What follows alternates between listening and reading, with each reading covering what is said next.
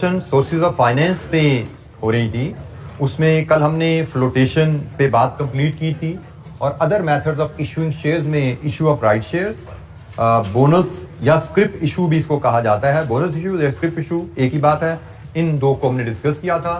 Flotation में IPO था, private placing था, इंट्रोडक्शन था, और राइट इशू एंड बोनस या स्क्रिप इशू। तो जनाब एनी क्वेश्चन, कोई सवाल कल के लेक्चर से, कोई पॉइंट आपको लगता हो जिसमें आपको मजीद कोई एक्सप्लेनेशन चाहिए तो जहन में कोई इशू है पूछिए।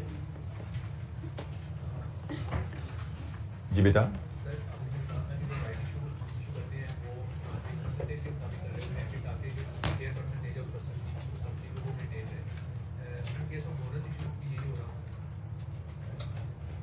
जी, राइट शेयर इशू में भी आप शेयर इशू करते हैं in the ratio of existing shares, और बोनस शेयर इशू में भी आप शेयर इशू करते हैं in the ratio of existing shares.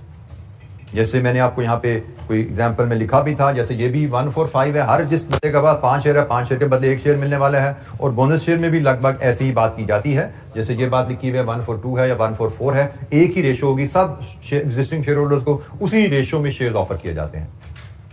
Ji, any other question? Right share issue में तो आप शेयर होल्डर से पैसा मांग रहे हो, ठीक है। बोनस शेयर इशू में से तो आप पैसा मांग ही नहीं रहे, शेयर होल्डर का पैसा आपके पास पड़ा हुआ है, उसमें से शेयर इशू कर रहे हो। तो शेयर होल्डर का पैसा जो आपके पास पड़ा हुआ है वो एग्जिस्टिंग रेशो में ही पड़ा हुआ है। मेरे 10% शेयर है, तो टोटल पैसे जो आपके पास पड़े हुए उसमें तो 10% मेरे पैसे हैं, तो मुझे 10% शेयर आने चाहिए उसके हिसाब से, ठीक है। तो रेशो, उसी रेशो में जो एग्जिस्टिंग शेयर की रेशो होती है, उसी रेशो में bonus share, right share offer किए जाते हैं। अच्छा जी, अब हम थोड़ा डेट फाइनेंस की तरफ चलते हैं और उसमें लॉन्ग टर्म डेट पे जरा बात करेंगे। कंपनी ने लॉन्ग टर्म फाइनेंस रेज करना है और फैसला किया गया लॉन्ग टर्म फाइनेंस हम डेट से रेज करेंगे। लॉन्ग टर्म फाइनेंस डेट से रेज करने की कंपनी के पास दो ऑप्शंस हैं। कंपनी चाहे तो लोन बैंक से ले ले, चाहे तो लोन पब्लिक से ले ले। बैंक से या पब्लिक से। पब्लिक से लोन लेने के लिए जो डॉक्यूमेंट यूज की जाती है उसको डिबेंचर कहा जाता है ग्लोबली, और पाकिस्तान में उसको नॉर्मली टर्म फाइनेंस सर्टिफिकेट या एब्रीविएट TFC से किया जाता है। जैसे पब्लिक से आपने इक्विटी रेज करनी है तो पब्लिक को कौन सा इंस्ट्रूमेंट इशू करोगे आप? शेयर। पब्लिक से इक्विटी रेज करनी है, आप पब्लिक को शेयर इशू करते हो।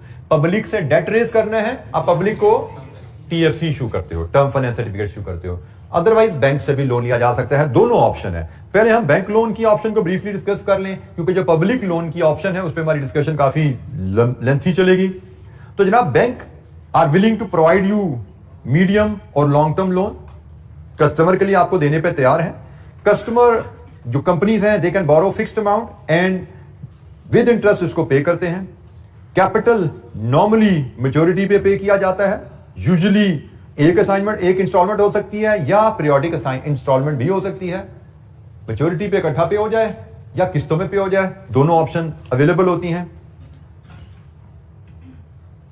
लोन पे भी और इंटरेस्ट पे भी दोनों में सर्टेनिटी होती है, जिसकी वजह से आपका जो प्लानिंग का प्रोसेस है वो सिंपल हो जाता है as compare to uncertainty of overdraft. Overdraft पे हम थोड़ी सी बात आगे चल के चलेंगे।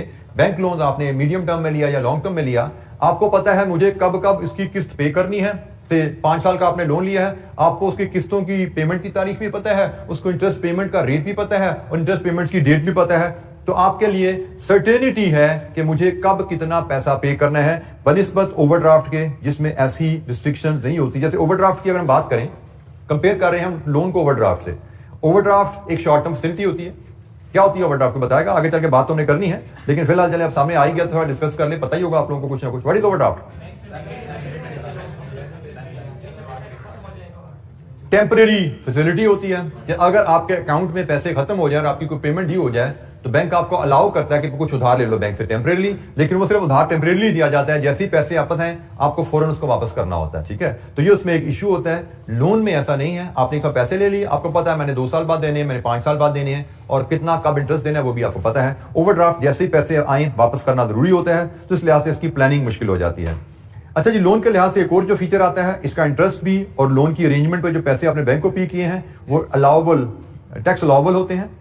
लोन आपने एक दफा ले लिया, पूरी मैच्योरिटी तक आपको उसका इंटरेस्ट पे करना होता है, ये भी लोन के साथ एक फीचर आता है।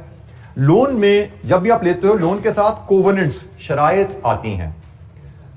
शराइत अभी आगे चल के हम थोड़ी सी कॉर्पोरेट शराइत की तो बात करेंगे, लेकिन आजकल हम सब सुन रहे हैं शराइत का मामला IMF की। IMF ने कहा पेट्रोल की कीमतें बढ़ाओ, सब्सिडी विड्रॉ करो, ये शराइत है कि ठीक है जी लोन लेना है हमसे तो फिर हमारी शर्तें भी मानो।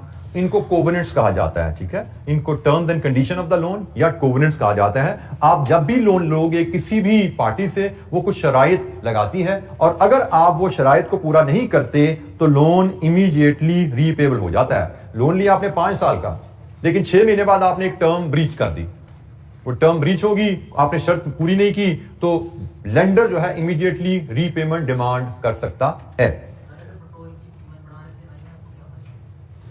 IMF को क्या फायदा होगा पेट्रोल की कीमत बढ़ाने से? कोई सोच सकता है IMF क्यों जोर लगा रहा है पेट्रोल की कीमत बढ़ाने पे? ये बेटा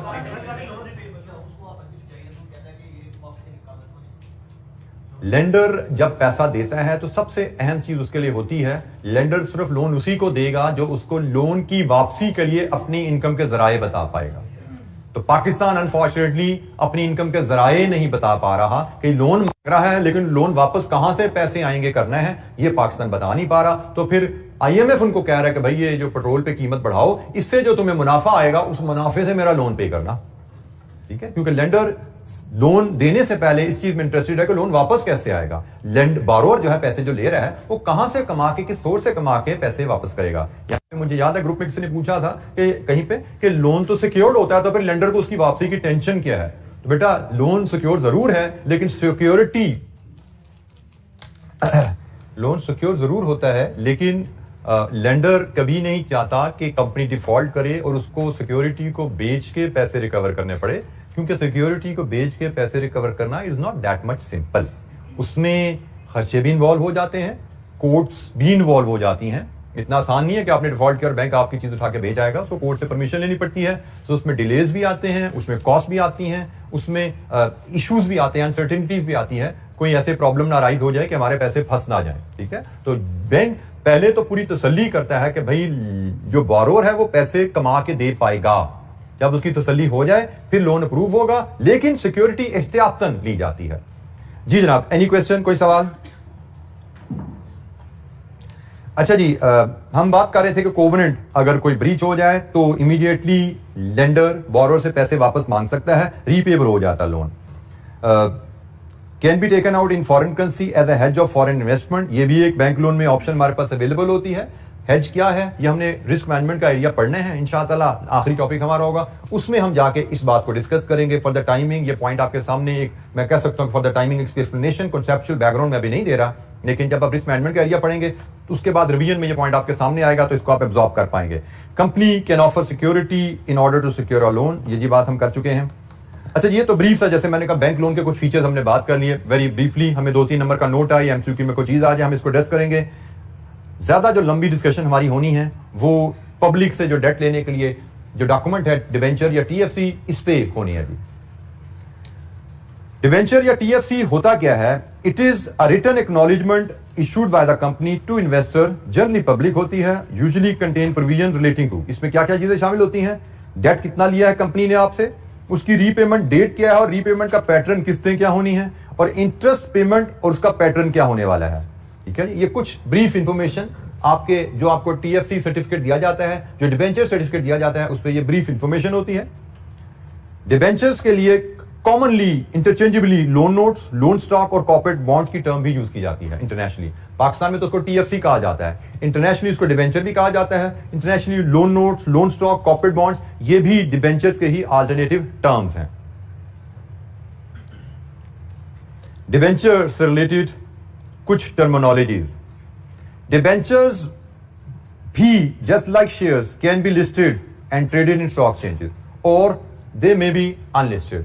हाँ, ये ख्याल कीजिएगा, सिर्फ लिस्टेड कंपनी ही अपने डिबेंचर्स को लिस्ट करवा सकती हैं। अगर कंपनी ही अनलिस्टेड है तो उसके डिबेंचर भी लिस्ट नहीं हो सकते। हाँ, लिस्टेड कंपनी चाहे तो अपने डिबेंचर को अनलिस्टेड रखे, चाहे तो लिस्ट करवा ले। डिबेंचर को लिस्ट करवाने से कंपनी को क्या फायदा होगा? मार्केटेबल हो जाते हैं, प्राइमरी बेनिफिट। कोई भी इंस्ट्रूमेंट जब स्टॉक एक्सचेंज में लिस्ट हो जाता है, वो शेयर्स हैं या वो डिबेंचर हैं, वो मार्केटेबल हो जाते हैं। मार्केटेबिलिटी का फायदा क्या है? इन्वेस्टर जिसने कंपनी को पैसे दे के वो सर्टिफिकेट बाय किया है, जब भी उसको पैसे की जरूरत पड़ेगी वो मार्केट में अपना सर्टिफिकेट बेच सकता है। सो जब इन्वेस्टर को पता हो कि कंपनी को जो मैं पैसा दे रहा हूं, मैं जब भी चाहूंगा मार्केट से वो पैसा वापस ले सकता हूं, तो investors are more inclined towards making such investment. मतलब दो कंपनीज ने डिबेंचर ऑफर किए, एक कंपनी के डिबेंचर लिस्टेड है, एक कंपनी के अनलिस्टेड है। अनलिस्टेड डिबेंचर में मैं पैसा डालूंगा, मुझे पता है कि मैंने आज कंपनी को जो पैसा दिया ये मैच्योरिटी पे ही वापस आना है मेरे पास। 5 साल का लोन है, 5 साल बाद ही वापस आएगा, उससे पहले पैसा मेरे पास नहीं आ सकता वापस, क्योंकि मेरा इंस्ट्रूमेंट अनलिस्टेड है, मैं बेच भी नहीं सकता उसको। लेकिन यही लोन मैंने लिस्टेड कंपनी को दिया है, मुझे पता है कंपनी ने तो 5 साल बाद वापस करना है, लेकिन मुझे कभी पैसे की जरूरत पड़ी तो मैं आपको बेच दूंगा इंस्ट्रूमेंट मार्केट में जाके। आपको जरूरत पड़ी आप किसी दूसरे को बेच दोगे, तीसरे को बेच दोगे, कंपनी से पैसा 5 साल बाद ही निकलना है। लेकिन इन्वेस्टर का पैसा ब्लॉक नहीं है, वो जब भी चाहे मार्केट में इंस्ट्रूमेंट बेच सकता है। तो लिस्टेड इंस्ट्रूमेंट ज्यादा अट्रैक्टिव होते हैं। लिस्टेड इंस्ट्रूमेंट के अगेंस्ट पैसा रेज करना, पब्लिक से पैसा निकलवाना आसान है, अनलिस्टेड इंस्ट्रूमेंट के अगेंस्ट पैसा निकलवाना मुश्किल होता है। तो डिबेंचर्स लिस्टेड कंपनी चाहे तो लिस्ट भी करवा सकती है। डिबेंचर सिक्योर्ड भी हो सकते हैं और अनसिक्योर्ड भी हो सकते हैं। नॉर्मली जैसे हमने बात किया था, लोन सिक्योर्ड होते हैं, बैंक तो जो भी लोन देता है वो तो सिक्योर्ड ही होता है। लेकिन डिबेंचर्स जब पब्लिक से लोन लेने की बात आती है तो इसमें पब्लिक जो बहुत अच्छी रेपुटेशन और गुडविल वाली कंपनी होती है, उनको सिक्योरिटी के बगैर भी लोन देने पे तैयार हो सकती हैं। यहां पे अनसिक्योर्ड लोन भी आप रेज कर सकते हैं। और जब हम सिक्योरिटी की बात करते हैं तो सिक्योरिटी दो तरह की होती है, एक फिक्स चार्ज, एक फ्लोटिंग चार्ज। इन टर्म्स से आप फेमिलियर है? यस और नो? कुछ ने यस का, कुछ ने नो का। जो फेमिलियर है कहां पढ़ा है इन्होंने? कंपनी लॉ में पढ़ा। जो नो कह रहे हैं उन्होंने कंपनी लॉ नहीं पढ़ा। फिक्स चार्ज आप कहते हो जब एक लोन सिक्योर्ड है against fixed asset, capital asset. आपने लेंडर को capital asset as security provide किया है, तो हम कहते हैं कि your loan is secured against fixed charge. लेकिन बाज़ औक़ात आप कैपिटल एसेट की बजाय लेंडर को, कंपनी जो है वो लेंडर को कैपिटल एसेट की बजाय जो करंट एसेट्स हैं वो ऑफर करती है सिक्योरिटी में। जैसे कंपनी में सजेस्ट कि जी आप हमें लोन दे लीजिए, अगर हमसे कोई डिफॉल्ट हो तो हमारा सारा स्टॉक आप ले लीजिएगा, करंट एसेट। ये जो हमारा गोदाम में स्टॉक पड़ा है ये सारा आपका, या हमने जो डेटर से पैसा रिकवर करना है वो आप रिकवर कर लीजिएगा। इसको हम कहते हैं जी फ्लोटिंग चार्ज। करंट एसेट के अगेंस्ट सिक्योरिटी आपने लोन लिया है तो उसको हम फ्लोटिंग चार्ज सिक्योरिटी कहते हैं। कैपिटल एसेट के अगेंस्ट आपने अगर सिक्योरिटी देकर लोन लिया है तो उसको फिक्स चार्ज सिक्योरिटी कहा जाता है। फ्लोटिंग चार्ज इसलिए कहा जाता है करंट एसेट की सिक्योरिटी को कि करंट एसेट की वैल्यू फ्लोट करती रहती है। फिक्स्ड एसेट है ना, बिल्डिंग है, प्लांट है, लैंड है, फिक्स पड़ा हुआ एसेट, ठीक है जी। बिल्डिंग वहीं की वहीं खड़ी है, प्लांट भी आपके इस्तेमाल में है, लैंड भी वहीं की वहीं खड़ी है। अगर आपने फिक्स्ड एसेट दिया है एज अ सिक्योरिटी तो वैल्यू और एसेट लॉक है वो। लेकिन अगर आपने stock as a security offer किया है बैंक को, या debtors as a security offer किया है बैंक को, तो स्टॉक भी कभी रॉ मटेरियल, कभी वर्किंग प्रोसेस, कभी फिनिश गुड, फिर क्या, फिर नया रॉ मटेरियल आ गया, उसकी वैल्यू ऊपर नीचे होती जा रही है। डेटर्स को कभी सेल हो रही है, कभी पैसा आ रहा है, डेटर्स की वैल्यू भी ऊपर नीचे होती रहती है। ऐसा नहीं होता कि स्टॉक आपने बैंक लेंडर को ऑफर किया उसके बाद बिजनेस रोक दिया आपने। बिजनेस आपका चलता जा रहा है, स्टॉक आपका गोदाम के अंदर पड़ा हुआ है, उस पर लेंडर अगर चाहे तो आपके डिफॉल्ट की केस में वो कब्जा करके, मतलब अपना वो चौकीदार उन्होंने ऑलरेडी बिठाया होता है इस केस में, लेकिन अगर आप डिफॉल्ट करो तो उसको कॉन्फिस्केट कर लेंगे। लेकिन जब तक आपने डिफॉल्ट नहीं किया उसमें स्टॉक रखना नया और पुराना उठाना दिस इज अलाउड। कि नया आ रहा है, पुराना जा रहा है, तो वैल्यू फ्लोट कर रही है, स्टॉक फ्लोट कर रहा है। मशीन में ऐसा नहीं होता, बिल्डिंग में ऐसी नहीं होती, वो खड़ी है बिल्डिंग वहीं की वहीं खड़ी है, वो लॉक है, उसको फिक्स चार्ज कहा जाएगा। और फ्लोटिंग चार्ज हम इसलिए कहते हैं कि उनकी वैल्यू फ्लोट करती है। डिबेंचर्स रिडीमेबल भी हो सकते हैं, रीपेबल मतलब उनकी मैच्योरिटी डेज हो सकती है, और इरिडीमेबल भी हो सकते हैं मतलब परमानेंट डिबेंचर। कि आप पैसे दे दो कंपनी को, कंपनी कहेगी जी मैं आपको टिल फॉरएवर परपेचुटी सिर्फ इंटरेस्ट पे करूंगी, लोन की वापसी नहीं है। हाँ, कंपनी लिक्विडेट होगी फिर उस केस में वापसी होगी लोन की, उससे पहले लोन की वापसी नहीं है। तो दोनों तरह के डिबेंचर, दोनों तरह के लोन लिए जा सकते हैं। डिबेंचर की जो पाकिस्तान में फेस वैल्यू है 5000 पर इंस्ट्रूमेंट है। जैसे पाकिस्तान में शेयर की फेस वैल्यू क्या है? 10 रुपीज। इंटरनेशनली इट इज $1 या £1 या €1। इसी तरह पाकिस्तान में जो डिबेंचर की फेस वैल्यू है एक सर्टिफिकेट की वो 5000 होती है। इंटरनेशनली इट इज $100, £100 या €100। तो ये नॉमिनल वैल्यू कहलाती है जिनकी। डिबेंचर से रिलेटेड एक और टर्म होती है जी coupon interest rate. Coupon interest rate से मुराद के डिबेंचर पे किस रेट से इंटरेस्ट पे किया जाएगा। से 10% कूपन इंटरेस्ट रेट अगर आपको डिबेंचर पे दिया गया है और नॉमिनल वैल्यू आपकी 5000 रुपए है, इसका मतलब क्या है कि 10% इंटू 5000 आपकी annual interest payment 500 rupees per annum. Coupon rate ये भी डिबेंचर पे लिखा होता है और नॉमिनल वैल्यू या फेस वैल्यू ऑफ इंस्ट्रूमेंट ये भी डिबेंचर पे प्रिंटेड होती है। कूपन रेट को नॉमिनल वैल्यू से मल्टीप्लाई करें तो आपको एनुअल इंटरेस्ट पेमेंट मिलती है। तो ये जनाब हमारी इंटरेस्ट कूपन, इंटरेस्ट रेट और नॉमिनल वैल्यू की कहानी है। अच्छा जी, अब ये छोटी सी कैलकुलेशन का कॉन्सेप्ट जो हमारे सिलेबस में इन्वॉल्व है, अब हम उसकी तरफ मूव करने जा रहे हैं। Market value of the debenture.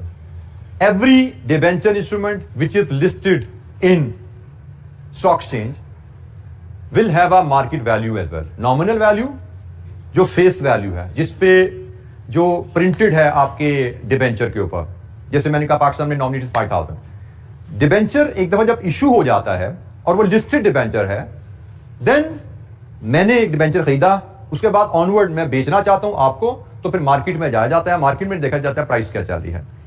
Debenture एक दफा जब इशू हो जाता है तो फिर उसकी मार्केट प्राइस में be different from its nominal value. ठीक है जी, तो नॉर्मली इशू किया जाएगा नॉमिनल वैल्यू पे या पार वैल्यू पे, और इसका कूपन रेट फिक्स किया जाता है at the time of issue according to prevailing interest rate. There are many other factors as well, उस पर फिलहाल हम बात नहीं करेंगे, वो सीफैप में जाकर उस पर डिटेल में डिस्कशन होगी। लेकिन आप सबको पता है कि इंटरेस्ट रेट इकोनॉमी में कभी भी कांस्टेंट नहीं रहते, बदलते रहते हैं। तो कंपनी जब भी डिबेंचर इशू करती है, मतलब जब भी पब्लिक से लोन लेने जाती है, वो देखती है आजकल मार्केट में स्टेट बैंक ने रेट्स क्या रखे हुए हैं। उन रेट्स के हिसाब से कंपनी अपने डिबेंचर का इंटरेस्ट रेट डिटरमिन करके पब्लिक को ऑफर करती है। जी मैं फॉर एग्जांपल ये डिबेंचर कंपनी ने इशू किए, लेट्स अज्यूम हम कहते हैं जी ये डिबेंचर जिनकी हम बात कर रहे हैं, दीज वर इशूड इन 2015। ये 2015 में इशू किए गए थे और उस वक्त इनका रेट 10% रखा गया था। तो भाई बात बड़ी सीधी सी है, 2015 में इशू किए गए थे, रेट 10% रखा गया था, तो 10% उसका रेट इसलिए रखा गया था कि उसको स्टेट बैंक के रेट्स का लेवल ही ये होगा। लेकिन ये रेट कांस्टेंट तो नहीं ना रहते। क्या जरूरी है कि कंपनी 2022 में भी डिबेंचर इशू करने जाए उसका रेट भी 10% हो? बिल्कुल जरूरी नहीं है। 2015 से लेकर 2022 तक तो इंटरेस्ट रेट कहां के कहां चले गए हैं। हो सकता है आज कंपनी डिबेंचर इशू करना चाहे तो उसको 18% पे इशू करना पड़े, क्योंकि इंटरेस्ट रेट बदल चुके हैं। अच्छा जी, कंपनी नॉर्मली डिबेंचर इशू करती है नॉमिनल वैल्यू पे, और उसका जो कूपन रेट रखा जाता है उस वक्त के प्रिवेलिंग इंटरेस्ट रेट को देख के रखा जाता है। एक दफा जब डिबेंचर इशू हो जाता है तो डिबेंचर की वैल्यू लेटर ऑन बदल सकती है। और वो कब बदलेगी डिबेंचर की वैल्यू? एक दफा इशू होने के बाद डिबेंचर की वैल्यू बदलेगी कब? जैसे ही मार्केट में इंटरेस्ट रेट बदलते हैं। जैसे ही मार्केट में इंटरेस्ट रेट बदलते हैं डिबेंचर की वैल्यू बदल जाती है। जैसे मैं दोबारा यहां से बात शुरू करूं, 2015 में मैंने ये डिबेंचर खरीदा 5,000 का, मैच्योरिटी इसकी से 10 साल है, 2025 में से रिडीम होना है। मैंने 2015 में ये डिबेंचर खरीदा 5,000 का, जिसपे कूपन रेट ठप्पा लगा हुआ 10% का। मतलब क्या है कि मुझे सालाना इस पे 500 का इंटरेस्ट आना है। डिबेंचर इशू हो गया 2015 में, उसके बाद मार्केट में इंटरेस्ट रेट बदलते रहते हैं। लेट्स अज्यूम 2016 आया, 2016 में स्टेट बैंक ने 2% से इंटरेस्ट रेट बढ़ा दिए। अब 2016 में अगर कोई डिबेंचर कंपनी डिबेंचर इशू करना चाहेगी तो वो अपना रेट क्या ऑफर करेगी डिबेंचर पे? 12%, क्योंकि 2015 में 10% ऑफर हुआ था, 2016 तक आते आते स्टेट बैंक ने 2% रेट बढ़ा दिए हैं। तो अब 2016 में किसी कंपनी ने डिबेंचर इशू करने हैं, मैं कहता हूं इसी कंपनी ने डिबेंचर इशू करने हैं, तो अब ये 2016 में डिबेंचर इशू करेगी, वो 12% पे होगा। अब जनाब ये कंपनी 2016 में इसको फिर लोन की जरूरत पड़ी, इसने 2016 में अपने डिबेंचर ऑफर पे लगा दिए कि जी मुझे 5,000 पर डिबेंचर लोन दें और 12% इंटरेस्ट लीजिए। अब आप सोच रहे हो कि अभी मैं इस कंपनी का ये डिबेंचर 12% का लेता हूं। इन द मीनवाइल मैंने कहा जनाब मेरा भी डिबेंचर है, खरीद लो, मुझसे खरीद लो। आप मार्केट लिस्टेड था, मैं मार्केट में गया अपना डिबेंचर बेचने। अब आपके पास दो ऑप्शन है, एक मुझसे डिबेंचर लो, एक कंपनी से नया डिबेंचर लो। मुझसे डिबेंचर लोगे 5,000, उसके ऊपर ठप्पा लगा हुआ है, कूपन रेट क्या है 10%, सालाना इंटरेस्ट 500। कंपनी से डिबेंचर लेते हो 5,000 का ठप्पा लगा हुआ है, कूपन रेट क्या 12%, सालाना इंटरेस्ट 600। तो क्या इन दोनों में से कौन सा डिबेंचर आपके लिए सूटेबल है? जिसपे सालाना 600 इंटरेस्ट आ रहा है। अब मेरा डिबेंचर, इसका मतलब 5,000 में कोई नहीं खरीदेगा। मेरा डिबेंचर बिक सकता है, हर चीज बिक जाती मार्केट में अगर उसकी कीमत एडजस्ट करते हैं। अब मेरा डिबेंचर 5,000 में नहीं खरीद रहा, क्योंकि 5,000 में डिबेंचर वो अच्छा लगता है जो 600 रुपए सालाना इंटरेस्ट दे रहा है। मेरा डिबेंचर तो 500 सालाना इंटरेस्ट देता है, इसका मतलब मेरा डिबेंचर बिकेगा लेकिन 5,000 से कम बिकेगा। तो ये जनाब हम यहां पे एक असूल सीख रहे हैं कि एक बार जब डिबेंचर इश्यू हो जाता है, उसके बाद मार्केट में जब इंटरेस्ट रेट बदल जाते हैं तो उस डिबेंचर की मार्केट वैल्यू विल चेंज। जैसे हमने यहां पे बात सीखी कि अगर मार्केट में इंटरेस्ट रेट अगर बढ़ेंगे तो मार्केट वैल्यू ऑफ डिबेंचर गिर जाएगी, एंड वाइस वर्सा। अगर मार्केट में इंटरेस्ट रेट गिर जाएंगे तो मार्केट वैल्यू ऑफ डिबेंचर बढ़ जाती है। ये जी बेसिक असूल है। और इस असूल को लेके हमें एक छोटी सी कैलकुलेशन भी यहां पे सिखाई गई है कि एक डिबेंचर जब इशू हो जाता है तो इशू होने के बाद मार्केट में इंटरेस्ट रेट बदलने से उसकी मार्केट वैल्यू कैसे कैलकुलेट की जा सकती है। जैसे मैंने अभी आपसे डिस्कशन में बात की कि डिबेंचर जब इशू हुआ उसका 10% इंटरेस्ट रेट था, साल बाद जब उसका रेट 12% रह गया तो उसकी वैल्यू कम होगी। कम होके कहां आएगी? How to measure that. हम ये छोटा सा असूल हमें सीखना है, how to determine market value of a debenture. ये जी हमारे स्कोप में ये कैलकुलेशन है। इस पे हमें क्वेश्चन भी शायद मॉडल पेपर में और रिसेंट अटेम्प्ट में नजर आए हैं। Determining market value of a debenture, ये इस चैप्टर की आई थिंक वाहिद मैथमेटिक्स है इस चैप्टर में जो हमें सीखनी है। अच्छा जी, बेसिक असूल है डिबेंचर की मार्केट वैल्यू डिटरमिन करने के लिए, and that principle is PV of future cash flows associated with debenture. Debenture के एसोसिएटेड फ्यूचर कैश फ्लोज लो, उनकी पीवी कैलकुलेट करो using relevant prevailing interest rate as discount factor. Future cash PV ले लो, किस रेट पे? Prevailing interest rate पे। और ये फ्यूचर कैश फ्लोज कौन से होते हैं? अगर आपके पास इरिडीमेबल डिबेंचर है तो फ्यूचर कैश फ्लो में सिर्फ इंटरेस्ट इनकम है इन परपेचुअली, और अगर आपके पास रिडीमेबल डिबेंचर है तो इंटरेस्ट इनकम है और फिर फाइनली रिडम्पशन ऑफ प्रिंसिपल है, रीपेमेंट ऑफ प्रिंसिपल है। तो आपने किसी भी डिबेंचर को वैल्यू करना है।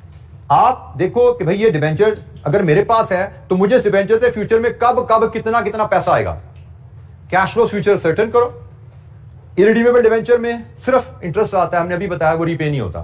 सालाना इंटरेस्ट आएगा परपेचुइटी, तो सालाना इंटरेस्ट को प्रिवेलिंग इंटरेस्ट रेट पे, एक था इंटरेस्ट रेट जिसपे बॉन्ड इशू किया गया, ये है बॉन्ड जिसपे डिबेंचर जिसपे इशू किया गया। प्रिवेलिंग वो है जो उस वक्त वैल्यूएशन के वक्त मार्केट में चल रहा है। जैसे मैंने कहा 2005 में ये 10% पे इशू हुआ, 2016 में 2015 में इशू हुआ, 2016 में prevailing interest rate was 12%, market में इंटरेस्ट रेट 12% पे चला गया। तो जनाब आपने जिस भी डिबेंचर की वैल्यू लेनी है उस डिबेंचर के फ्यूचर कैश फ्लोज एस्टिमेट कीजिए और उनको डिस्काउंट कर लीजिए प्रिवेलिंग इंटरेस्ट रेट पे। तो ये जो प्रेजेंट वैल्यू आपको मिलती है ये आपकी मार्केट वैल्यू ऑफ डिबेंचर होती है।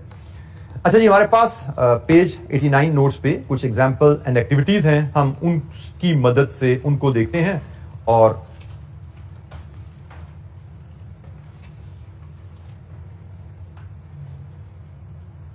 ये जी एग्जांपल हमारे पास है।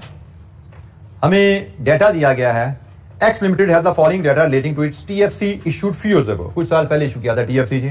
पार वैल्यू या फेस वैल्यू 5000 है। कूपन इंटरेस्ट रेट, मतलब जब बॉन्ड इशू किया गया था 7% सालाना उस पर इंटरेस्ट प्रॉमिस किया गया था और 5 साल बाद ये रिडीमेबल है। ठीक है जी, इशू किया गया था कुछ साल पहले, रिडीमेबल है 5 साल बाद। रिडम्पशन वैल्यू है 10% प्रीमियम, रिडम्पशन होनी है 10% प्रीमियम के ऊपर, मतलब 5000 की जगह आपने 5500 पे वापस करने हैं। रेलेवेंट प्रिवेलिंग इंटरेस्ट रेट 9% है, मतलब आपने कुछ साल पहले जब इशू किया था तब प्रिवेलिंग इंटरेस्ट रेट 7% थे, आज प्रिवेलिंग इंटरेस्ट रेट 9% है। तो हमने अगर इस बॉन्ड की मार्केट वैल्यू कैलकुलेट करनी है तो उसके लिए मैं आपको चलें वर्किंग हम बना लेते हैं, एक वर्किंग बना के उस पर हैंडल करते हैं इसको। हम एग्जाम्पल को फॉलो कर रहे हैं पेज 89 की। हमारा ये डिबेंचर रिडीमेबल है, हमने कहा जी रिडीमेबल डिबेंचर है तो इससे हमें इंटरेस्ट आना है सालाना 5 साल तक। इंटरेस्ट सालाना आना है 5000 पे 7% के हिसाब से 350, और फिर रीपेमेंट या रिडम्पशन आनी है 5 साल बाद 5000 पे 10% प्रीमियम के साथ 5500 में। तो जनाब हमने कहा जी हमें जिस बॉन्ड की मार्केट वैल्यू लेनी है उस बॉन्ड के फ्यूचर के कैश फ्लोज असर्टेन कीजिए कि अगर ये बॉन्ड मेरे पास हो तो मुझे फ्यूचर में इससे कब कब कितना पैसा आएगा। तो मुझे 5 साल सालाना 350 रुपए आएंगे 7% 5000 पे, और 5 साल बाद रिडम्पशन में 10% प्रीमियम के साथ 5500 आएंगे। असूल क्या है, फ्यूचर कैश फ्लोज को डिस्काउंट कर लो प्रिवेलिंग मार्केट इंटरेस्ट रेट पे जो कि है 9%। तो जनाब 9% पे डिस्काउंट कीजिए, पीवी लीजिए, ये मिलेगी आपको market value of the bond. तो जनाब ये 9% पे एन्युटी है, 5 साल 9% नॉर्मल एन्युटी। कितना परसेंट है जी, क्या फैक्टर है जी 890, और ये वन ऑफ कैश फ्लो है 9% 5 ईयर बाद, क्या डिस्काउंट फैक्टर है 0.650। लीजिए जी प्रेजेंट वैल्यू इंटरेस्ट की क्या बनती है 1362, और प्रिंसिपल की रीपेमेंट की क्या बनती है 3575। सम कीजिए, 5 डेसिमल उड़ा दीजिए, राउंड ऑफ कर दीजिए, 357 6.4937 यह जी मार्केट वैल्यू। हम अदरवाइज भी बता सकते थे कि जब बॉन्ड इशू हुआ तब इंटरेस्ट रेट क्या था 7%। लेटर ऑन इंटरेस्ट रेट ऊपर जाने से मार्केट वैल्यू नीचे आ जाती है ना। ये पढ़ा था ना हमने कि मार्केट के इंटरेस्ट रेट का और बॉन्ड की वैल्यू का इनवर्स रिलेशनशिप है। मैं आपको थोड़ी देर पहले एग्जांपल दे रहा था कि जी 10% पे बॉन्ड इशू हुआ, मार्केट में रेट 12% पे चला गया, तो मेरा बॉन्ड 5,000 का नहीं बिकेगा, कम का बिकेगा। वही रिलेशनशिप मैंने यहां पे देखा, 7% पे बॉन्ड इशू हुआ था, मार्केट में रेट 9% पे चला गया है, अब बॉन्ड 5,000 का नहीं बिकेगा, बॉन्ड कम का बिकेगा। So value of the bond determine करना, मैंने ये बॉन्ड खरीदना है, मैं ये बॉन्ड कितने का खरीदूंगा, उसके लिए मैं देखना चाहूंगा कि मैं अगर ये बॉन्ड खरीदता हूं मुझे फ्यूचर में इससे फायदा क्या मिलना है। जो फायदा मिलना है फ्यूचर का वो डिटरमिन कीजिए और उसको प्रिवेलिंग मार्केट इंटरेस्ट रेट पे डिस्काउंट कर लीजिए। मुझे एज एन इन्वेस्टर इस बॉन्ड से फ्यूचर में क्या फायदा मिलना है उसको मैं अपने प्रिवेलिंग इंटरेस्ट रेट पे डिवाइड करूं। PV gives me the value कि मुझे ये बॉन्ड कितने का खरीदना चाहिए। मुझे ये बॉन्ड 4937 का बारे में है, 5000 का नहीं, 4937 में मैं ये खरीदूंगा। जी एनी क्वेश्चन, कोई सवाल? अच्छा जी, मजीद और भी कुछ कैलकुलेशन हमारे पास इसी से रिलेटेड है। एक और एक्टिविटी है जी हमारे सामने। Y limited has the following data relating to its TFC issued few years ago. Par value 5000, coupon rate 12%, redeemable in 10 years, redemption value par है, रेलेवेंट प्रिवेलिंग इंटरेस्ट रेट 10%। हमें नजर आ रहा है कि जब बॉन्ड इशू हुआ 12% पे था, मार्केट में इंटरेस्ट रेट अब गिर चुके हैं, इसका मतलब बॉन्ड वैल्यू 5000 से ज्यादा होगी। कितनी ज्यादा होगी इसके लिए हम वैल्यू कैलकुलेट कर लेते हैं इसकी। वही मेथड जो हमने ऊपर इस्तेमाल किया, ये भी रिडीमेबल है ना, रिडीमेबल बॉन्ड है, तो इससे में जो कैश फ्लोज आने, एक इंटरेस्ट आना है प्लस रिडम्पशन होनी है। 10 साल इंटरेस्ट आएगा 5000 पे 12% के हिसाब से 600, और 10 साल बाद रिडम्पशन होगी पार पे, और डिस्काउंट फैक्टर हमें लेना है प्रिवेलिंग इंटरेस्ट रेट, वो आ गया हुआ है 10% पे। प्रिवेलिंग इंटरेस्ट रेट 12 से गिर के 10% पे आ गया, तो 10% 10 year annuity factor 145, 10% 10 year present value factor 386। लीजिए जी पीवी लीजिए इंटरेस्ट की 387 और प्रिंसिपल की 1930, सम करेंगे 5617। लीजिए जी, यही बात हमने डिस्कस की थी कि वैल्यू उसकी 5000 से ऊपर जा चुकी होगी, तो 5617 पे हमें नजर आ रही है। वैल्यू ऑफ डिबेंचर, जो भी डिबेंचर आपको दिया जाए आप उसके फ्यूचर कैश फ्लोज एस्टिमेट करेंगे और फ्यूचर कैश फ्लोज को प्रिवेलिंग इंटरेस्ट रेट पे डिस्काउंट कीजिए। जो पीवी है वो आपकी market value of the bond है।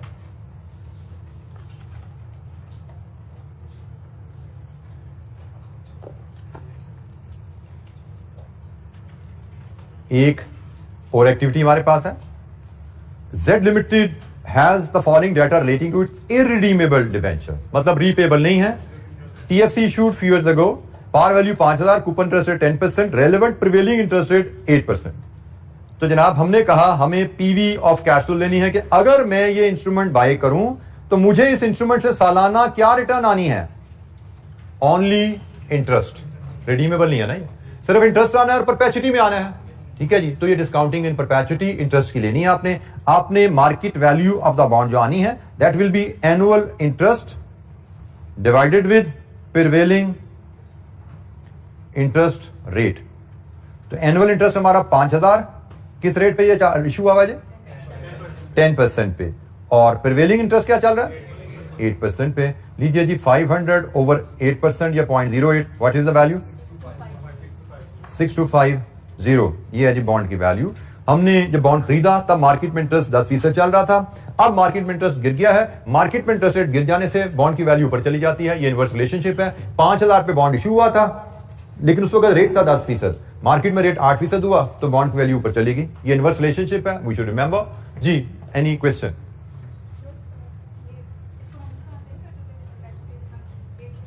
जी बेटा मैंने परपेचुटी के तरीके से किया है, annual cash flow over discount rate. ये परपेचुटी डिस्काउंटिंग इन परपेचुटी ही किया है। आप क्या कहना चाह रही हैं, उसके अलावा भी कोई परपेचुटी का तरीका होता है? जी 500 is your annual interest payment for ever, every year for ever. उसका तरीका कार क्या है? Annual cash flow over discount rate. यही डिस्काउंटिंग इन परपेचुटी सीखी हुई हमने। आपको कुछ और याद पड़ रहा है, भूल गई लगता है, परपेचुटी में लगता है। ओ काका क्या करते हो, ये लो जी 1/, आप कर, अब खुश हो, ठीक हो गया जी। एनी क्वेश्चन, कोई सवाल?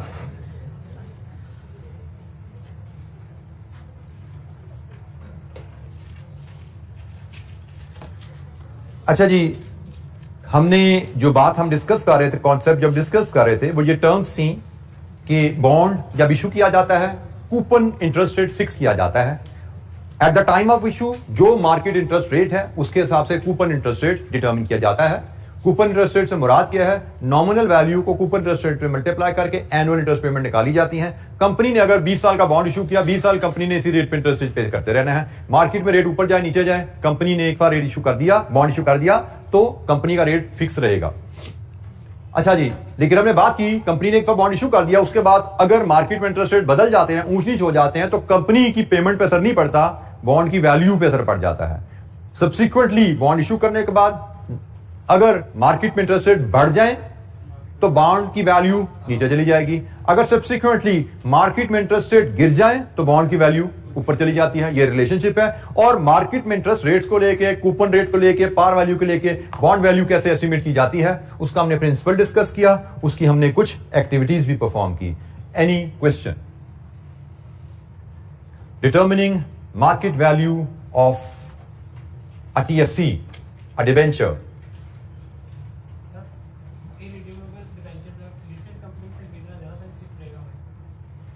बेनिफिट हमें इरिडीमेबल डिवेंचर किससे खरीदने में रहेगा? बेटा इसमें असूल ये होता है, there are number of factors कि आपने पैसा कहां पे इन्वेस्ट करना है। मैं अगेन इसमें बात करूंगा, डिटेल डिस्कशन तो हमारी फिर CFAP में चली जाती है, लेकिन इसमें आपका रिस्क एटीट्यूड मैटर करता है। आप रिस्क लेना चाहते हो या नहीं लेना चाहते। हमें पता है अनलिस्टेड कंपनी के मुकाबले में लिस्टेड कंपनी में इन्वेस्टमेंट थोड़ी सिक्योर होती है, ये हमें पता है। उसकी वजह क्या है? लिस्टेड कंपनी में इन्वेस्टमेंट मार्केटेबल होती है। उसकी दूसरी वजह क्या है? लिस्टेड कंपनी की रेगुलेशन डिफरेंट अथॉरिटीज की तरफ से ज्यादा है। तो मैं as an ordinary share holder घर पे बैठा मुतमईन फील करता हूं कि मेरे पैसे जिस कंपनी में लगे हुए हैं उस कंपनी पे डिफरेंट अदारों की नजर है। मैं तो नहीं इसको कंट्रोल कर पा रहा, देख पा रहा, लेकिन गवर्नमेंट के डिफरेंट अदारे, SECP है, स्टॉक एक्सचेंज है, ठीक है, ये कम से कम जरूर उसको क्लोजली मॉनिटर कर रहे हैं कि वो कुछ गड़बड़ तो नहीं कर रहे हैं, जो फैसला करते हैं ठीक करते हैं, कंपनी के मुफाद में कर रहे हैं। तो ये इस वजह से हम इन जनरल लिस्टेड सिक्योरिटी में इन्वेस्टमेंट कम रिस्की समझी जाती है, ठीक है। बाकी there are many other factor जो कंसिडर किए जाते हैं। आपको एक बेसिक रिलेशनशिप ये भी आपको याद रखना है, रिस्क और रिटर्न का रिलेशनशिप होता है। जब लिस्टेड सिक्योरिटी में आप पैसा लगाते हो जो लेस रिस्की हैं, तो you can expect relatively laser return from them. Unlisted security में पैसा लगाओगे जो कि ज्यादा रिस्की होती हैं, तो ज्यादा रिस्क लोगे तो you can expect higher return. Expectation ये, गारंटी तो कोई नहीं है ना भाई। हम तो पैसा लगा रहे हैं, इक्विटी की बात करें तो ऐसा ही है। हाँ, लोन की बात करें तो फर्क फिर इंटरेस्ट रेट में आ जाता है। लिस्टेड कंपनी का इंटरेस्ट रेट जो वो ऑफर करेगी वो कम होगा, अनलिस्टेड कंपनी जो इंटरेस्ट रेट ऑफर करेगी वो ज्यादा होगा। अदरवाइज अनलिस्टेड कंपनी कोई पैसा लगाएगा क्यों, ठीक है। तो ये चीज बैलेंस रखना पड़ता है उनको भी। और अब आगे हमारी चॉइस, हमें क्या बेहतर लगता है, हम ज्यादा रिस्क के साथ ज्यादा रिटर्न के पीछे जाना चाहते हैं या कम रिस्क लेके कम रिटर्न से खुश हैं, ये तो हर इन्वेस्टर की अपनी चॉइस होगी। अच्छा जी, there are few more terms associated with debentures. अभी मैंने थोड़ी देर पहले बोला था कि कंपनी जब लोन इश्यू कर देती है तो उसका लोन तो लॉक हो गया, लेकिन वो लॉक सिर्फ उस सूरत में होगा जब कंपनी ने fixed interest rate loan issue किया है। जब कंपनी ने फिक्स्ड इंटरेस्ट रेट लोन लिया है, कंपनी के पास फ्लोटिंग इंटरेस्ट रेट लोन की ऑप्शन भी होती है। फ्लोटिंग इंटरेस्ट रेट लोन की ऑप्शन भी होती है। फिक्स्ड इंटरेस्ट रेट जैसे नाम से क्लियर है जी, 10% सालाना फॉर 10 ईयर्स, खत्म होगी बात। 10 साल मार्केट में ऊपर जाए नीचे जाए, हमें उससे कोई ताल्लुक नहीं है। हम तो 10% सालाना पे करेंगे, जिसने लोन देना है कंपनी को दे, जिसको नहीं देना ना दे। This is fixed interest rate. Floating interest rate में रेट लॉक नहीं किया जाता, रेट को लिंक किया जाता है किसी बेस के साथ। जैसे पाकिस्तान में जो बेस कॉमन है दैट इज कायबोर, ठीक है जी, कराची इंटरबैंक ऑफर रेट। ये एक बेस रेट है जिससे जो लेंडर है फ्लोटिंग इंटरेस्ट रेट को लिंक करता है। For example KIBOR Karachi interbank offer rate, ये है क्या? ये रेट यूज किया जाता है कि अगर एक बैंक दूसरे बैंक से उधार ले तो एक बैंक दूसरे बैंक को किस रेट पे पैसा उधार देता है, ये वो रेट है। इसको बेस रेट एक तरह का हम समझते हैं। फॉर एग्जाम्पल, आप अपनी कंपनी के लोन लेने के लिए बैंक के पास गए, बैंक से आपने पूछा जी मुझे आप फिक्स्ड रेट ऑफर करेंगे या फ्लोटिंग ऑफर करेंगे। बैंक वुड से जी मैं आपको फ्लोटिंग रेट पे लोन दूंगा। अच्छा जी, your next question would be कि जी फ्लोटिंग रेट क्या ऑफर कर रहे हैं आप मुझे। बैंक में से कि मैं आपको प्लस 2% ऑफर करूंगा। अच्छा जी, फिर आप नेक्स्ट क्वेश्चन आप पूछते जी अच्छा जी कायबोर चल क्या रहा है आजकल, तो बैंक वुड सजेस्ट कि जी आजकल का कायबोर तो 10% है, तो इसका मतलब आपको 10 जमा 2 12% पे इंटरेस्ट मिलेगा, 12% इंटरेस्ट पे लोन मिलेगा। अब लेकिन जब फ्लोटिंग रेट लोन लेते हो तो कायबोर तो भाई हमेशा लॉक नहीं रहता, ये तो बदलता रहता है, ये तो हर रोज नया निकलता है। रोज अखबार अगर बिजनेस न्यूज़पेपर कोई भी पढ़ोगे ना तो हर रोज कायबोर की फिगर बदली होती है, क्योंकि ये तो बैंकों का आपस में लेन देन होता है और उसके लेन देन पे बैंक आपस में एक बैंक दूसरे को किस रेट पे उधार दे रहा है, अक्सर देते रहते हैं बैंक एक दूसरे को उधार, वो किस रेट पे दे रहे हैं वो रेट रोज बदल जाता है।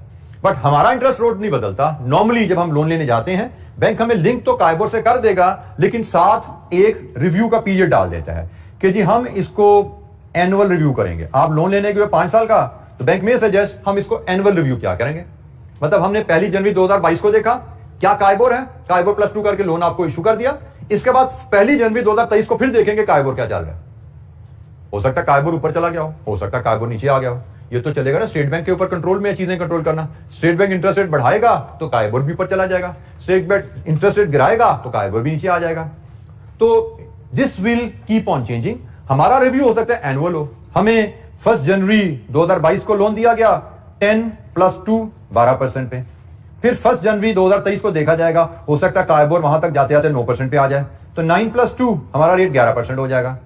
फिर 1 जनवरी 2024 को अगेन देखा जाएगा, रेट शायद कायबोर चला गया 12% पे, तो हमारा रेट 12 + 2 14 पे चला जाएगा। This is called floating rate. ये रिव्यू एनुअल भी हो सकता है, ये रिव्यू 6 मंथली भी हो सकता है, ठीक है जी। ये तो बैंक की और कंपनी की एग्रीमेंट पे है, वो क्या एग्री करते हैं कि जी हर 6 महीने बाद इंटरेस्ट रेट रिवाइज करना है या हर साल बाद इंटरेस्ट रेट रिवाइज करना है। तो अगर आप 6 महीने बाद इंटरेस्ट रेट रिवाइज कर रहे हो तो ये रेट 6 महीने के लिए एप्लीकेबल है, 6 महीने इस रेट पे इंटरेस्ट दोगे, 6 महीने बाद नया कायबोर के हिसाब से नया रेट आ जाएगा, 6 महीने और गुजरेंगे फिर नए कायबोर के हिसाब से नया रेट आ जाएगा। तो इसको हम फ्लोटिंग रेट लोन कहते हैं। इंटरनेशनली कायबोर की जगह लाइबोर चलता है, London interbank offer rate. Pakistan में कायबोर प्रिवेल करता है।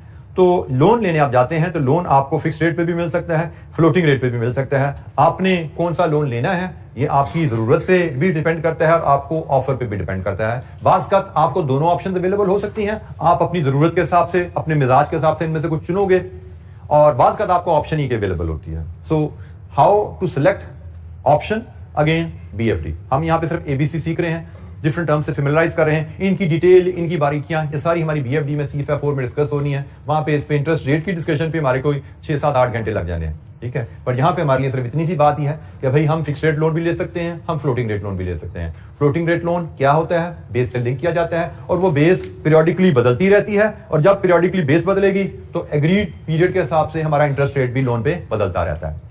क्योंकि इंटरेस्ट रेट फिक्स नहीं है, फ्लोट कर रहा है कभी नीचे कभी ऊपर, इसलिए इसको फ्लोटिंग इंटरेस्ट रेट लोन कहा जाता है। जी जनाब, एनी क्वेश्चन? जी स्टेट बैंक ऑफ पाकिस्तान जो है वो जब इंटरेस्ट रेट को अपडेट करता है तो उससे इंटरबैंक ऑफर रेट जो है ये किस तरह से मतलब वो कैसे उसको देख के? बेटा, स्टेट बैंक इंटरेस्ट रेट का ड्राइवर है पाकिस्तान में।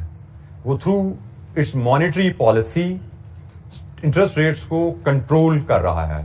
स्टेट बैंक किस तरह कंट्रोल कर रहा है? स्टेट बैंक फॉर एग्जांपल उसकी बेस क्या होती है, आपको फॉर योर नॉलेज से, तमाम commercial banks they are required to place certain amount of their funds with the state bank.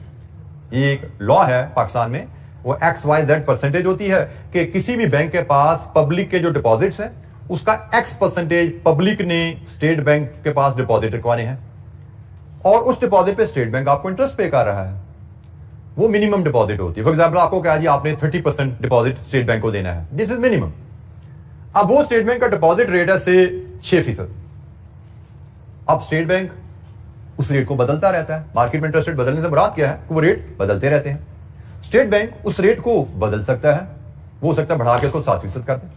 तो जब स्टेट बैंक अपने डिपॉजिट पे इंटरेस्ट रेट बढ़ाएगा, मैं अगर एक आम बैंक हूं, मेरे पास ऑप्शन है, कल ऑप्शन थी स्टेट बैंक को 6% पे दे दूं, तो मैंने स्टेट बैंक को 6 पे देने की बजाय आपको 7 पे दे दिया। लेकिन अगर आज स्टेट बैंक ही 7% मुझे ऑफर कर रहा है तो मैं दूसरे बैंक को 7 पे तो नहीं ना दूंगा, मेरा काइबोर इंटरबैंक रेट बढ़ जाएगा। तो स्टेट बैंक के रेट्स बदलने के साथ मार्केट में सारे रेट्स बदल जाते हैं, क्योंकि मार्केट के सारे रेट्स स्टेट बैंक की बेस से लिंक होते हैं। वो काइबोर है या कोई भी वो रेट है, वो स्टेट बैंक की बेस से लिंक है। स्टेट बैंक जब भी अपनी बेस बदलेगा, मार्केट में सारे इंटरेस्ट रेट उस बेस से लिंक होते हैं, वो हिल जाते हैं। ठीक हो गया? तो मार्केट में बेस बदल, स्टेट बैंक का रेट बदलेगा तो मार्केट के बेस जैसे काइबोर है वो बदल जाएगी, कभी ऊपर कभी नीचे। जी एनी क्वेश्चन? स्टेट बैंक से आम बैंक लोन नहीं लेते। स्टेट बैंक से सिर्फ गवर्नमेंट ऑफ पाकिस्तान लोन ले सकती है। स्टेट बैंक को सिर्फ डिपॉजिट रखवाना वो बैंकों की मजबूरी है, वो लॉ है, क्योंकि state bank is there to regulate monetary policy of the country. State bank is there to protect the depositors money through their policies. ठीक है, डिपॉजिटर ने जो बैंक को पैसा दिया है उसको प्रोटेक्ट करना है, इसीलिए उसका X% वो अपने पास रखते हैं कि बैंक सारा पैसा कंपनियों को उधार पे देकर दाव पे न लगा दें, कुछ पैसा प्रोटेक्टेड है। स्टेट बैंक सिर्फ गवर्नमेंट ऑफ पाकिस्तान को लोन देता है, इसके अलावा स्टेट बैंक किसी को लोन नहीं दे रहा। उसका मेन काम मॉनेटरी पॉलिसी को इंप्लीमेंट करना है, इंटरेस्ट रेट्स को, इन्फ्लेशन को कंट्रोल करना है, फॉरेन करेंसी रिजर्व्स को मॉनिटर करना है।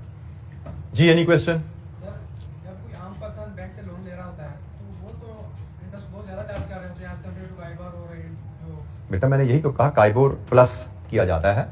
काइबोर इसकी सेंस क्या है, प्लस क्यों किया जा रहा है, इसकी लॉजिक क्या है?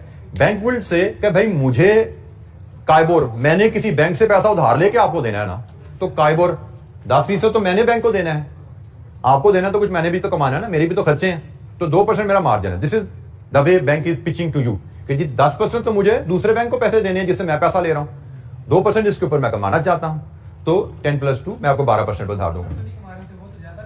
आपको कैसे पता? आपको कैसे पता? बैंक अपना स्प्रेड कमा रहा होता है, 2 नहीं होगा वो 2.25 होगा, जो भी है वो स्प्रेड ही कमा रहे होते हैं। कमा नहीं रहे होते, स्प्रेड में से उन्होंने खर्चे भी तो करने हैं, उनके किराए, सैलरीज, बिजली के बिल सारे इसमें से निकलने हैं। 10% तो उसने सीधा दूसरे बैंक को दे देने, आपसे जो 12 लिया 10 तो उसने दूसरे बैंक को दे दिया, क्योंकि बैंक ने भी कहीं से पैसा उठाया हुआ है ना, बैंक ने किसी से पैसा लेके आपको उधार दिया है, तो आपसे उस पर इंटरेस्ट लेगा। बैंक अपना सिर्फ मार्जिन रख के बाकी पैसा पास ऑन कर देता है। ठीक है, बैंक उस मार्जिन से ही उसने अपने खर्चे पूरे करने हैं, उस मार्जिन से ही उसने अपने सारे जो प्रॉफिट्स हैं उनको मेंटेन करना है।